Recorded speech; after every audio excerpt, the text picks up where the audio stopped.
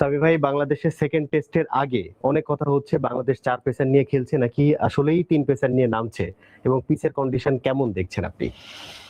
আমার মনে হয় বাংলাদেশের 2 স্পিনার নিয়েই নামা উচিত, 3 পেসার এবং 2 স্পিনার। এখন 3 পেসারের মধ্যে কারা থাকবেন সেটা ডিপেন্ড করছে কারা ফিট আছেন। আমি শরীফুলকে অবশ্যই এই টেস্টে দেখতে চাইবো, তবে সেক্ষেত্রে বসবেন কে সেটা নিয়ে অবশ্যই চিন্তার জায়গা আছে।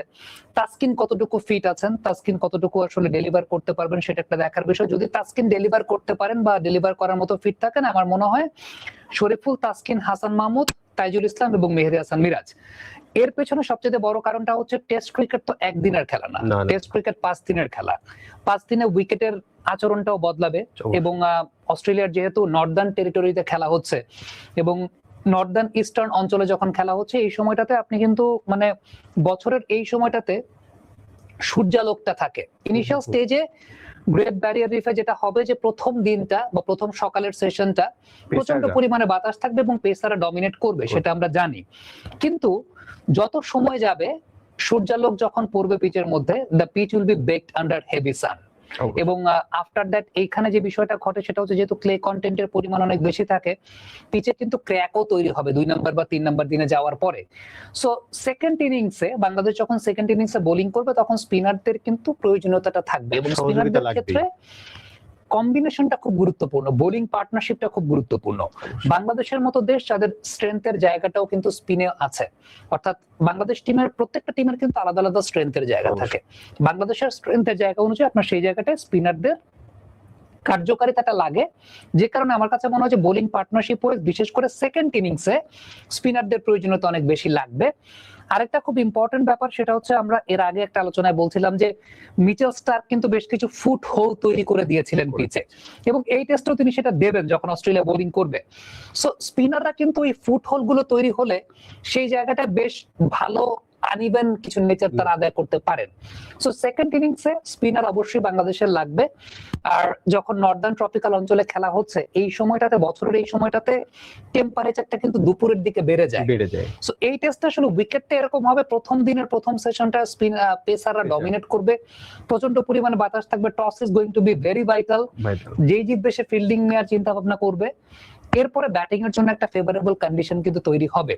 এবং যখন তৃতীয় চতুর্থ দিনে টেস্ট ক্রিকেটটা যাবে, তখন স্পিনাররাই কিন্তু আসলে সেই জায়গাটা গেম চেঞ্জার হবেন, কারণ উইকেট প্রয়োজন হবে অবশ্যই, কারণ ব্যাটিং ফ্রেন্ডলি কন্ডিশনে কিন্তু স্পিনার অনেক বেশি মাত্রায় প্রয়োজন হয়, যেখানে ব্যাটসম্যানরা অনেক বেটার ব্যাটিং করছে, ওই সময়টা উইকেট টেকিং এর জন্য স্পিনাররা প্রয়োজন হয়।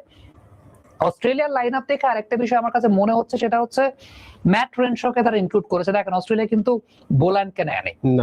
আমরা এক্সপেক্ট করছিলাম যে যদি আসলে ওইরকম ফাস্ট বাউন্সি পিচ হয় বা ওইরকম বাউন্সি কন্ডিশন হয়, তারাও তো 4 জন নিতে পারে, এক্স্যাক্টলি সুইঙ্গিং কন্ডিশন হবে এবং সেটা প্রথম ইনিংসে নতুন বলে সুইং করবে। বাট আফটার দ্যাটটা কিন্তু সেই জায়গাটা আসলে ব্যাটসম্যানদের জন্যই অনেক বেশি মাত্রা ইম্পর্টেন্ট হবে, এবং সেই জায়গাটা স্পিন খুব ইম্পর্টেন্ট। অস্ট্রেলিয়া টিমে ম্যাট রেনশকে এনেছে, রেনশো শুধুমাত্র ব্যাটিং এই যে কাজ করবেন বিষয়টা সেরকম না, রেনশোর স্পিনটাও কিন্তু অনেক ইম্পর্টেন্ট থাকবে। ইভেন লাবুশেনকেও তারা বোলিং করাতে পারে, সো যে কারণে কিন্তু তারা লাবুশেনকেও চেঞ্জ করে নেয়, সেই জায়গাটা বোলিং অপশনটা তারা হাতে রেখেছে। আমার কাছে যেটা মনে হয় যে বাংলাদেশের in any condition test cricket যখন বাংলাদেশ খেলতে নামবে, 3 পেসার 2 স্পিনার নিয়ে খেলতে নামা উচিত, কারণ স্পিনারদের বোলিং পার্টনারশিপটাও খুব গুরুত্বপূর্ণ এবং বাংলাদেশের কোয়ালিটি স্পিনার্স আছে, যে কারণে বাংলাদেশ যখন সেকেন্ড ইনিংসে বোলিং করবে স্পিনারদের কার্যকারিতাটা অনেক ইম্পর্টেন্ট থাকবে। সো আপনি আমাকে জিজ্ঞেস করলে মাই চয়েস 3 পেসার্স উইথ 2 স্পিনার্স বাংলাদেশের জন্য।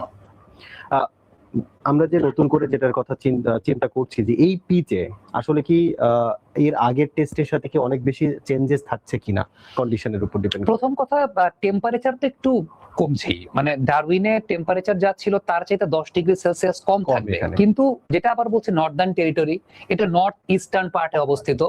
সো এইখানে যেটা প্রচন্ড পরিমাণের বাতাস আছে, প্রথম সেশনটা তো দিনের একদম পেসাররা ডমিনেট করবেন বলে যায়, বাট যত সময় যাবে ব্যাটারদের জন্য বেশ কিছু থাকবে। আপনি যদি পরিসংখ্যানগতভাবে চিন্তা করেন, ইন্ডিয়া আন্ডার 19 এবং অস্ট্রেলিয়া আন্ডার 19 এর মধ্যে গেল বছর এই মাঠে যে ম্যাচটা হয়েছে, ওই ম্যাচটাতে খুব লো স্কোরিং ম্যাচ ছিল, এবং সেই জায়গাটাতে ইন্ডিয়ার একজন লেফট আর্ম অর্থোডক্স স্পিনার ছিলেন, তিনি 3টা উইকেট পেয়েছিলেন প্রথম ইনিংসে।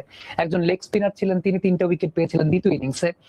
ইন্ডিয়া এ এবং অস্ট্রেলিয়া এ যখন খেলেছে, ওই ম্যাচটা ইন্ডিয়া জিততে পারেনি because India had no spinners. Okay, সর্বশেষ 1 বছর আগে যখন ওয়ানডে ক্রিকেট হয়েছে এই মাঠে 413 করেছিল অস্ট্রেলিয়া ওয়ানডেতে 2 উইকেট হারিয়ে। ওই দুইটাই স্পিনাররা নিয়েছিলেন, মুত্তাসমি একটা নিয়েছিলেন, কেশব মহারাজ একটা নিয়েছিলেন সাউথ আফ্রিকা। আবার সাউথ আফ্রিকা 150-এর মধ্যে অল আউট হয়ে গিয়েছে। সো সেখানে আবার অ্যাডাম জাম্পা একটা উইকেট নিয়েছেন, কুপার কনলি 5টা উইকেট নিয়েছেন, he is also spinner.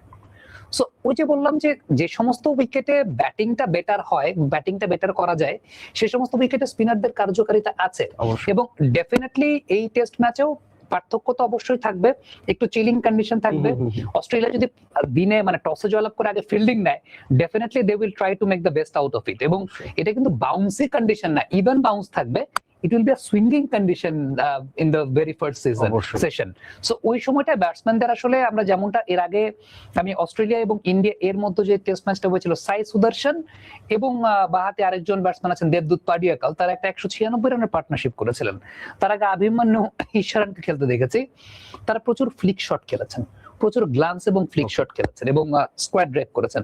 So push করতে গিয়ে আবার ব্যাটসম্যান আউট হয়েছে। এই টাইপের কন্ডিশনে বল কিন্তু পিছে না, বল যত সামনে রাখা যায় সেটাই করবে, বল যত মুভ করানো যায়।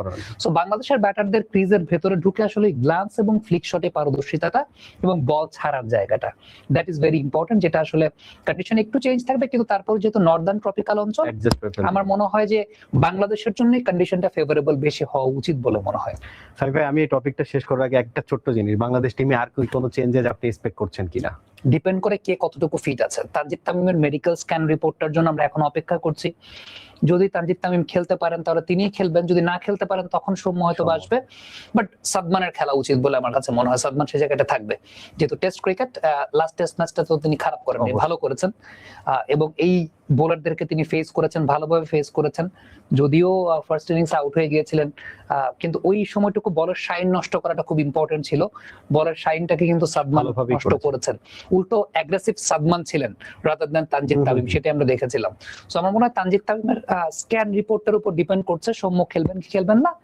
বাকিটা আমার মনে হয় অলমোস্ট সেম টিম, শুধুমাত্র ওই শরীফুল ঢুকবেন সেই জায়গাটা হয়তো ইবাদতকে তার জায়গাটা স্যাক্রিফাইস করতে হবে। আর তাসকিন যদি ফিট না থাকেন তাহলে হয়তো তাসকিনের জায়গায় অল্টার করতে পারে। জি, আশা করি বাংলাদেশ যে 11 নিয়ে খেলুক না কেন, বাংলাদেশরা ভালো রেজাল্ট এই টেস্টে আমাদেরকে উপহার দিবেন। ধন্যবাদ সামি ভাই আপনাকে।